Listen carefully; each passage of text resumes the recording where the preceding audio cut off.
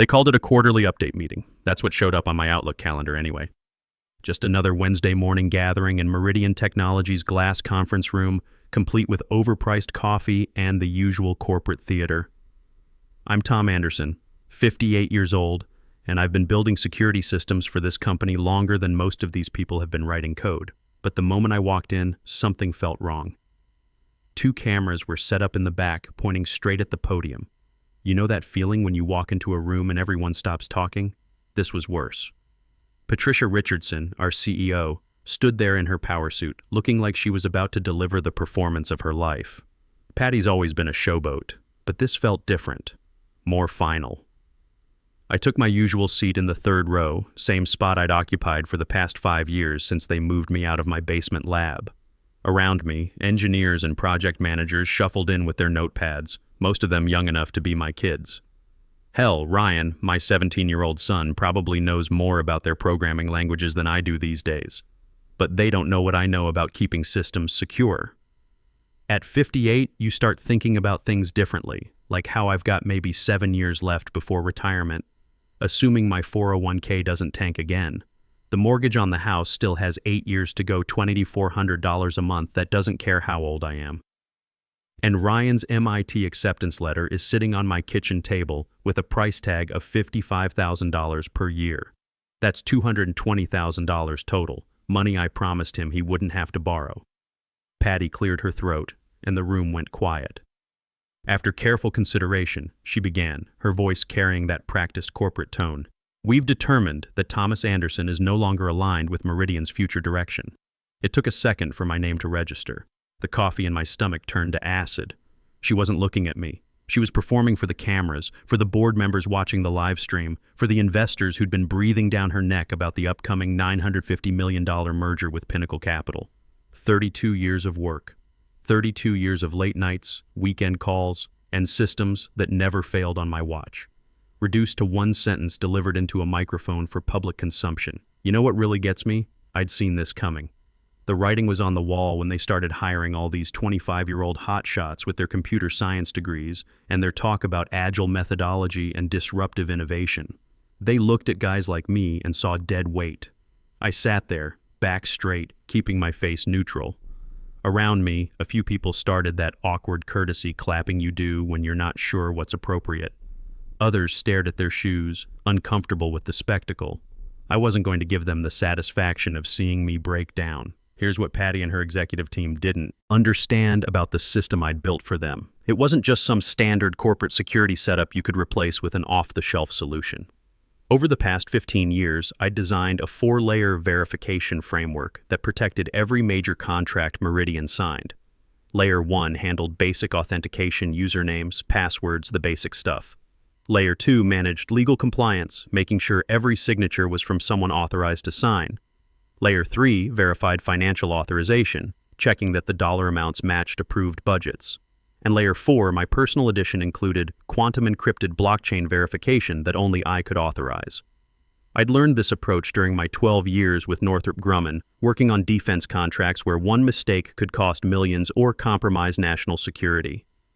When Meridian started landing government deals, I made sure we had the same level of protection.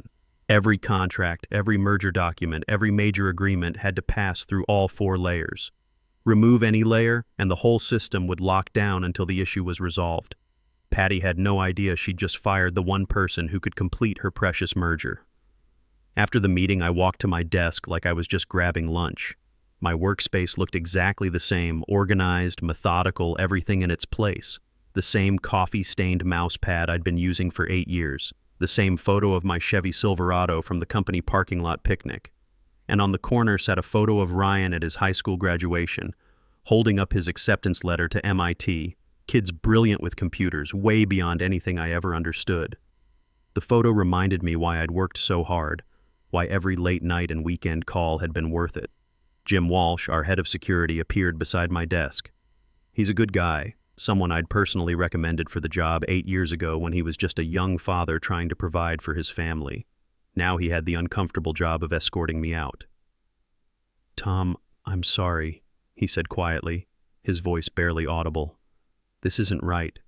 They're making a huge mistake." I nodded. Just do your job, Jim. You've got a family to think about. Mortgage payments don't care about principles. We walked toward the exit together, past colleagues who suddenly found their keyboards fascinating.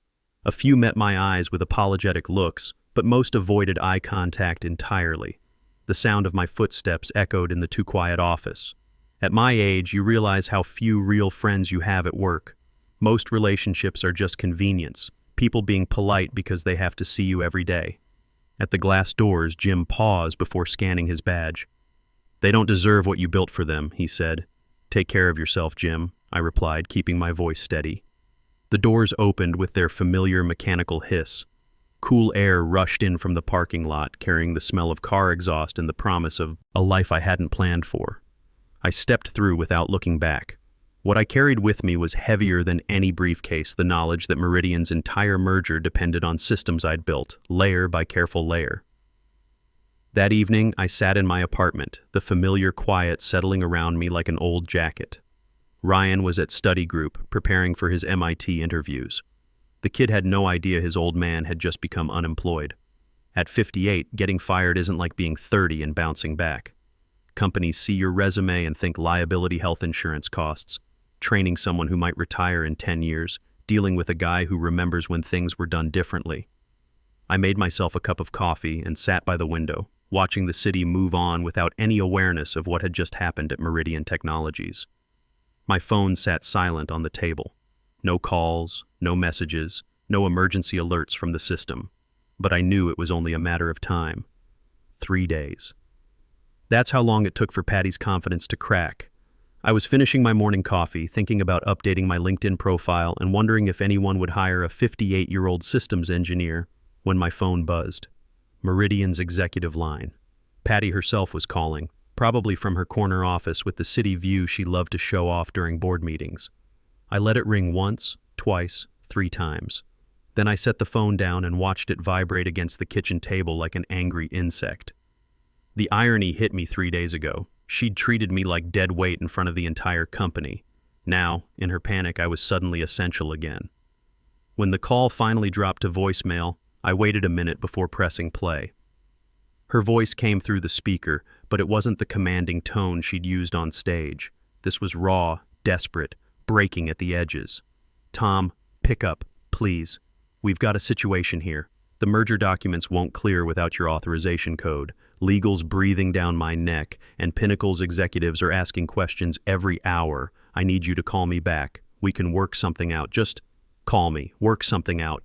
That was Patty's language for when the walls were closing in. She never begged until the leverage shifted completely out of her favor. I deleted the voicemail and went back to my coffee.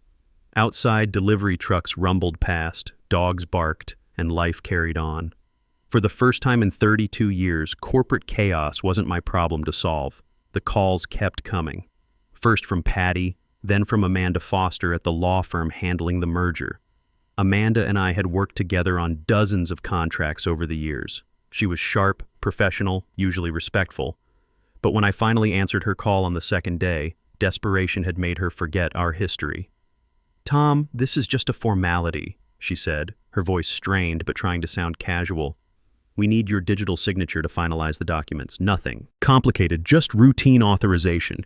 You know how these systems work. Formality. The same word Patty had used when she announced my firing.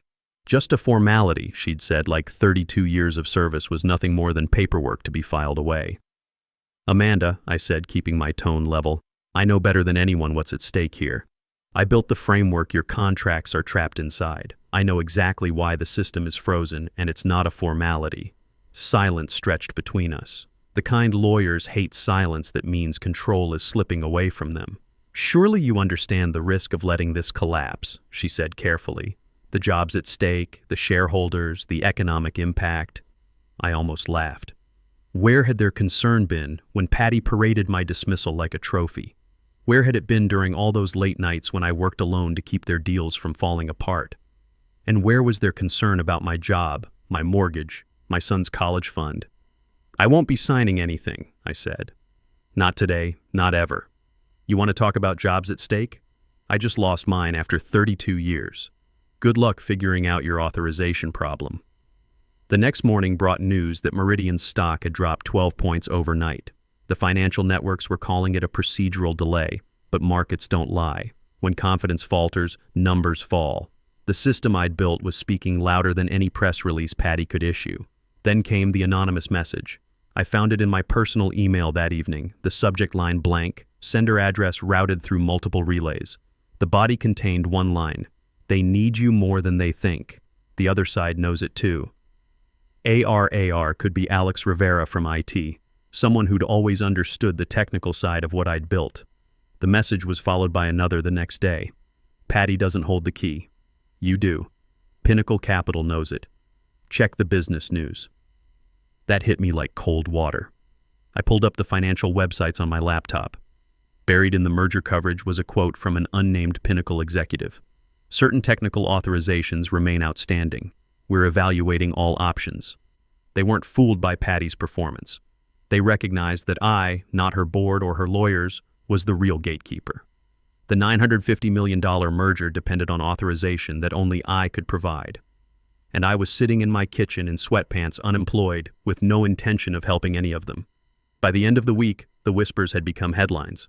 Meridian's stock continued sliding as investors realized the routine delay was anything but routine. The merger documents remained unsigned, frozen in a system that wouldn't bend to pressure or legal maneuvering. I watched it unfold from my living room, financial news playing in the background while I sorted through job listings. At my age, most postings might as well say, "No one over 40 need apply." They use code words digital native, startup mentality, high energy environment. Translation: we want someone young who will work 80-hour weeks for peanuts. The unemployment benefits would kick in next week, $420 per week, which barely covers groceries. Thank God I'd been putting extra toward the mortgage principal. Still, doing the math was sobering. My savings could cover about 8 months of expenses if I cut everything to the bone. After that, I'd be looking at borrowing against my 401k or selling the house. That's when Patty made her biggest mistake. Desperate to salvage the situation, she announced that her legal team had found a technical workaround that would bypass the authorization requirements. She stood behind the same podium where she'd fired me, promising investors that full clearance would happen within 24 hours. I watched the press conference from my kitchen table, laptop open, eating a peanut butter sandwich because I was already cutting back on expenses. Patty looked confident, even triumphant, as she assured the cameras that the merger was back on track. The stock ticked upward slightly, not much, but enough for desperate investors to cling to hope. She had no idea what was coming. You see, when I built that system, I didn't just create verification layers. I built in something else, a learning algorithm that would recognize and flag any attempt to circumvent the authorization process. Call it professional paranoia, but after 12 years working defense contracts, you learn to assume someone's always trying to hack your work. The next day, reports started trickling out on the financial websites. Meridian's legal team had attempted to input their bypass code into the merger platform. At first, everything seemed fine. Documents loaded, systems appeared to accept the input. For a few hours, Patty and her board probably celebrated, convinced they'd pulled off a rescue. But then, the failsafe triggered. Every unauthorized signature, every false credential was detected and flagged. The system didn't just reject the attempt, it cascaded through every copy of the files, freezing them permanently and rendering all versions invalid. The entire contract, in every iteration, was dead. I pictured the scene. Lawyers staring at screens full of red warning messages, IT staff scrambling to understand what had gone wrong, board members watching their $950 million deal evaporate in real time, and Patty finally understanding that her performance had just crashed into an immovable wall. The stock plummeted again, erasing the brief bump and then some. News outlets that had praised her innovative solution that morning pivoted sharply by evening, highlighting the complete collapse with merciless detail. My phone started buzzing with texts from former colleagues. "Tom, did you do this?" one asked. Another, "They're saying it's a security feature you built. Is that true?" I didn't respond. Let them figure it out themselves. That evening, my phone rang with a number I didn't recognize. New. York area code Pinnacle Capital's headquarters. "Mr. Anderson," the voice was calm, measured, nothing like the desperation I'd been hearing from Meridian. "This is Brian Matthews, COO at Pinnacle Capital." I waited, curious to hear what the other side had to say. "I'll be direct," he continued. The contract cannot proceed without your authorization. Our technical team has confirmed that without your signature, the entire agreement is invalid. Our board has suspended all forward activities indefinitely. The honesty was refreshing. No threats, no manipulation, just recognition of reality. They underestimated you, Matthews said quietly. Meridian, I mean. They treated you like overhead when you're actually the cornerstone. We've been watching this situation develop, and frankly, we're impressed by the elegance of your security architecture. I found myself leaning forward. What exactly are you saying? I'm saying we recognize talent when we see it. And we recognize that Meridian just made the biggest personnel mistake in corporate history. The conversation that followed changed everything.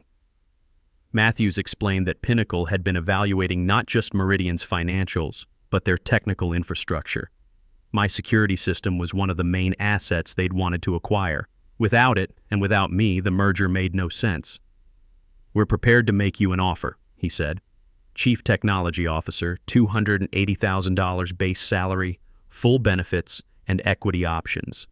You'd be building security systems for a company that actually understands their value. I sat there in my kitchen, unemployed for 2 weeks, looking at unemployment forms and job listings that basically told me I was too old to matter. And here was a $280,000 offer to do exactly what I'd been doing, except for people who appreciated it. There's one condition, Matthews added. We need to know that the Meridian situation is permanently resolved, that there's no chance of reconciliation. I thought about Patty's desperate phone calls, about 32 years of being taken for granted, about being fired on camera like some kind of corporate entertainment.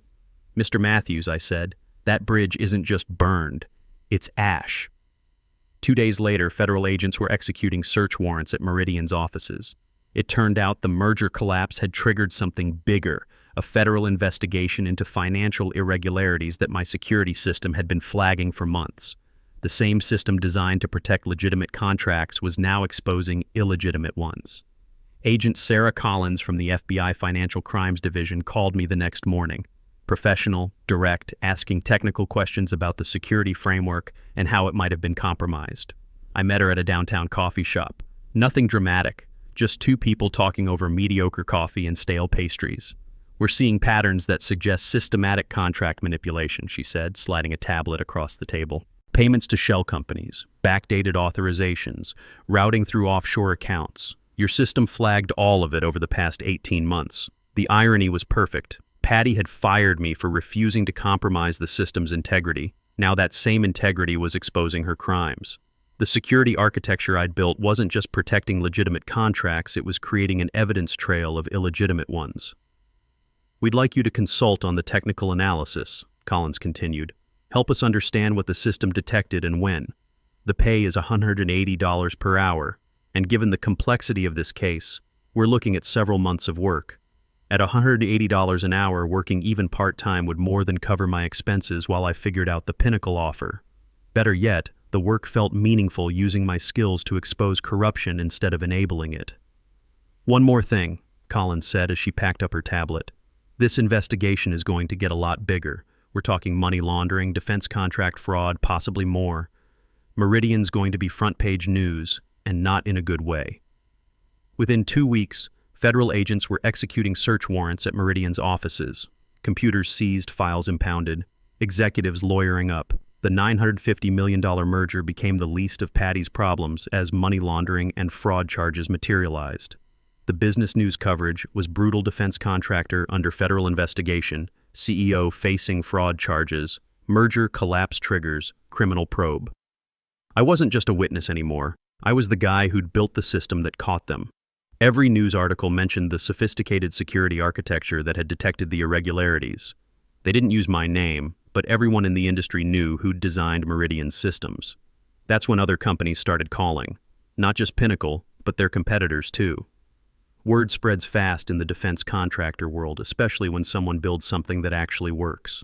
By the end of the month, I had 3 job offers, all north of $250,000, all from companies that suddenly understood the value of uncompromised security systems. Ryan was in the kitchen doing calculus homework when I accepted Pinnacle's offer. The kid looked up from his textbook when I hung up the phone. "Good news?" he asked. "Very good news, son. Looks like your MIT tuition just got a lot easier to handle." His grin was worth everything I'd been through. 4 months earlier, I'd been worried about paying for his education. Now I was looking at a salary that would cover tuition, eliminate the mortgage, and maybe even let me think about retiring comfortably instead of working until I dropped. "Dad, you're actually smiling," Ryan said. "I haven't seen you do that since Mom died." That hit me harder than I expected. My wife Sarah had passed 3 years ago from cancer, and since then, work had been my escape. Maybe getting fired was the push I needed to remember what actually mattered. The final chapter came 6 months later. Patty was sentenced to 8 years in federal prison for money laundering and defense contract fraud. The judge specifically mentioned how the security system had provided irrefutable evidence of systematic financial crimes. Meridian Technologies filed for bankruptcy. Its assets sold off to pay creditors and legal fees. The employees who'd sat in silence during my humiliation were scattered to new jobs, many struggling to explain the gap in their resumes when potential employers asked about the federal investigation. Jim Walsh landed on his feet. I'd recommended him to Pinnacle's security team, and he was doing well. But a lot of others weren't so lucky. But I wasn't thinking about revenge as I sat in my new office at Pinnacle, designing security systems that actually protected what they were supposed to protect. The work was challenging, the team respected experience over youth, and nobody questioned whether a 58-year-old engineer could keep up with technology. They cared about results, not age. Ryan started his freshman year at MIT that fall, debt-free and proud of his old man. When his friends asked what I did for work, he'd tell them I built systems that couldn't be broken or bypassed. "My dad's like a digital locksmith," he'd say. But for the good guys. The house was paid off by Christmas. The 401k was back on track. And for the first time since Sarah died, I was thinking about the future instead of just surviving day to day.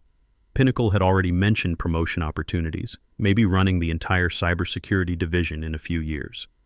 That evening, I deleted the last voicemail from Patty's final desperate call. I didn't need to hear it again. The silence that followed said everything I needed to know about how that chapter of my life had ended. Sometimes the best revenge is simply building something so solid that the truth has no choice but to rise to the surface. And sometimes, just sometimes, the system works exactly the way it should.